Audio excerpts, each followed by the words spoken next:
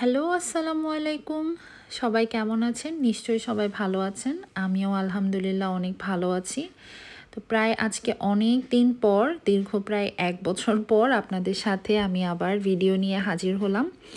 এই একটা বছর আসলে আমার প্রেগনেন্সির কারণে আমি শারীরিক ও মানসিকভাবে কিছুটা দুর্বল থাকার কারণে ভিডিওগুলো আর তৈরি করা হয়নি।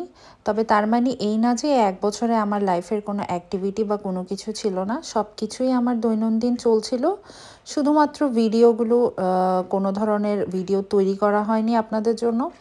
তবে মোবাইলের গ্যালারিতে তো সব কিছু থেকেই যায়। আপনাদের কারো যদি আমার প্রেগনেন্সি অথবা নরওয়েতে বাচ্চা হওয়া রিলেটেড কোনো কিছু নিয়ে কোনো প্রশ্ন থাকে, তবে আমি অবশ্যই সেগুলো আপনাদের সাথে শেয়ার করব।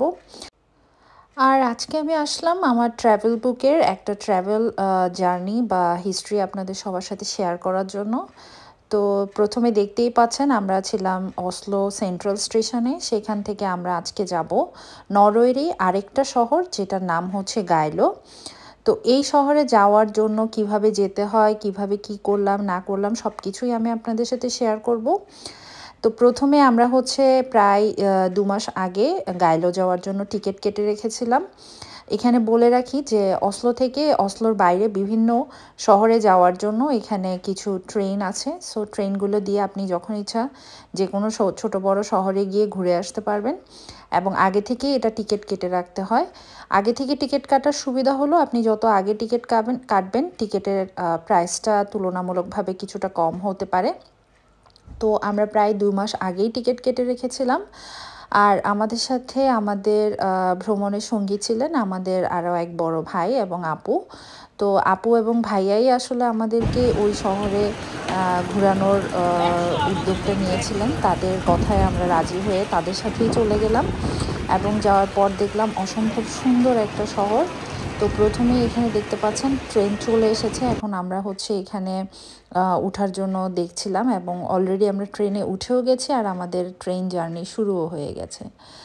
তো ট্রেনটা আসলে খুবই সুন্দর এবং ভালো এবং কমফোর্টেবল ছিল। আমাদের বাংলাদেশের ট্রেনের মতোই, তবে বাংলাদেশের ট্রেন থেকে অনেক বেশি উন্নত এবং অনেক ভালো স্পেশিয়াস সিটগুলো। তো ট্রেনে উঠে আমরা শুরু করে দিলাম চারদিকের মনোরম দৃশ্যগুলো দেখা। নরওয়ের মধ্যে অসলো অনেকটা যান্ত্রিক একটা শহর। এই শহরটায় আসলে খুব বেশি দেখার মতো কোনো কিছুই নেই। তবে অসলো থেকে যদি বাহিরের দিকে যাওয়া যায়, ছোট ছোট অনেকগুলো শহর আছে।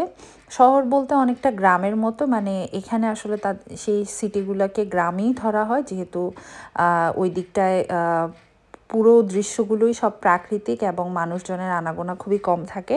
তো ওগুলো বেশিরভাগই ট্যুরিস্ট স্পট এবং প্রতিটা শহরই অনেক সুন্দর। তো যদিও সব জায়গায় আমার যাওয়া হয়নি, আমিও আপনাদের সবার মতোই হয়তো ইন্টারনেটে বা ফেসবুকে বিভিন্ন জায়গায় রিলসে দেখেছি। আর আমরা যাচ্ছি আজকে গাইলোতে। গাইলো হচ্ছে নরওয়ের হৃদয়ে অবস্থিত একটি মনোরম পর্বত গ্রাম, যা অসলো এবং বার্গেনের মধ্যে অবস্থিত। ট্রেন বা গাড়িতে সহজেই পৌঁছানো যায়। বার্গেন লাইন রেলপথ নরওয়েজিয়ান প্রাকৃতিক দৃশ্যের মনোরম দৃশ্য প্রদান করে। সো এই মনোরম দৃশ্যগুলো দেখতে দেখতেই আসলে আমাদের জার্নির পুরোটা সময় চলে গিয়েছিল। প্রায় ৪ থেকে ৪.৫ ঘন্টার মতো সময় লেগেছিল আমাদের অসলো থেকে গাইলো যেতে। গাইলো হচ্ছে মূলত শীতকালীন স্কাইংয়ের জন্য বিখ্যাত একটি জায়গা। গাইলোতে রয়েছে ৩৫টিরও বেশি আলপাইন ঢাল এবং ৫৫০ kilometre cross country trail run. আর এখানে বিভিন্ন কার্যক্রম করা যায়, যার মধ্যে downhill skiing, snowboarding, cross country skiing এবং অফবিট অভিযান এগুলো অন্যতম। গাইলোর জাতীয় এবং আন্তর্জাতিক শীতকাল ক্রীড়া প্রতিযোগিতার জন্য এটি অত্যন্ত বিখ্যাত। আর গ্রীষ্মকালে এখানে বিভিন্ন ধরনের আউটডোর অ্যাক্টিভিটিস হয়, যা এখানকার আসা ট্যুরিস্টদের জন্য একটা স্বর্গে পরিণত হয়। সো এই কার্যক্রমগুলোর মধ্যে গ্রীষ্মকালীন কার্যক্রমের মধ্যে রয়েছে হাইকিং, মাউন্ট বাইকিং, ফিশিং এবং ঘোড়ার পিঠে চড়া। আর গাইলোতে থাকার জন্য বিভিন্ন ধরনের বিলাসবহুল রিসোর্ট, আরামদায়ক কেবিন থেকে শুরু করে বাজেট ফ্রেন্ডলি সব ধরনের হোস্টেল সব কিছুই রয়েছে ট্যুরিস্টদের জন্য। টুরিস্টরা এই ধরনের অ্যাপার্টমেন্ট বা বাসাগুলো অথবা হোস্টেলগুলো চাইলেই আগে থেকে বুকিং দিয়ে রাখতে পারে। তো যাই হোক, এতক্ষণ আপনাদের সাথে গল্প করলাম গাইলোর কি কি জিনিস রয়েছে, তা আমরা নিশ্চয়ই সামনের ভিডিওগুলোতে গেলে দেখতে পাবো। এর মাঝে আমি জাস্ট ট্রেনের একটু কিছু অংশ আপনাদেরকে দেখাচ্ছি। তো এই যে ট্রেনগুলো থাকে এগুলোতে নর্মালি ওয়াশরুম বা টয়লেট সব কিছুই দেয়া আছে। সো এই 4-5 ঘন্টা জার্নিতে আসলে যত কিছু দরকার খাবারের রুম থেকে শুরু করে সব কিছুই ট্রেনের মধ্যে থাকে, যাতে যাত্রীরা তাদের এই জার্নিটা উপভোগ করতে পারে। তো এরই মাঝে আপনারা নিশ্চয়ই দেখতে পাচ্ছেন আমার ট্রেনের দুই পাশে খুবই মনোরম দৃশ্যও দেখা যাচ্ছে। আর আমরা সবাই চারপাশের এই মনোমুগ্ধকর দৃশ্যগুলো খুবই উপভোগ করছিলাম।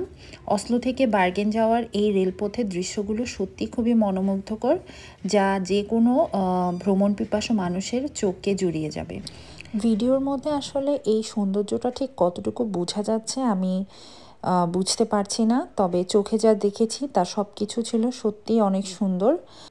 আর আজকের ভিডিওটা এ পর্যন্তই। আল্লাহ হাফেজ। পরের ভিডিওগুলোর সাথে আপনাদের সবার সাথে শেয়ার করব গাইলোর আমাদের অভিজ্ঞতা, সেখানে কোথায় ছিলাম, কিভাবে কি করলাম, সব কিছুই আপনাদের সাথে শেয়ার করব। ততদিন পর্যন্ত ভালো থাকবেন এবং আমাদের জন্য দোয়া করবেন।